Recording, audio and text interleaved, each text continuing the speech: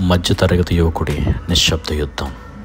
ప్రతి ఉదయం ఒక కొత్త రోజు మొదలవుతుంది, కానీ మనసు మాత్రం ఏదో అద్భుతం జరగాలని ఎదురు చూస్తూనే ఉంటుంది. కోచింగ్లు, డిగ్రీలు, ఇంటర్వ్యూలు, కానీ చివరికి తల వంచి ఎస్ సార్ చెప్పే ఉద్యోగం వస్తుంది. ఇష్టం లేని పనిలో ముఖం మీద నవ్వు, మనసులో మాత్రం మంటలు. ఆఫీసులో తక్కువ జీతం, ఎక్కువ హుకుం. అసహనం ఉన్న మాట బయటకు రాదు, ఎందుకంటే ఇంటి ఈఎంఐ, అమ్మ మందులు, చెల్లెలి ఫీజులు అతని కలల కంటే పెద్దవిగా మారిపోయాయి. జీవితం కంటే కష్టమైనది ఆ సహనం.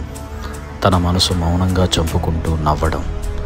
మధ్యతరగతి యువకుడు తనే తన జీవితంలో కార్మికుడు, కానీ తన నిర్ణయాల్లో అతని యజమాని కాదు. అతని దారి ఎవరు వేస్తారో పరిస్థితి నిర్ణయిస్తుంది. అతని గమ్యం ఏమవుతుందో సమాజం నిర్ణయిస్తుంది. ఇదే మధ్యతరగతి యవ్వనం, బతికే యుద్ధం, గెలిచే అవకాశం లేని యుద్ధం.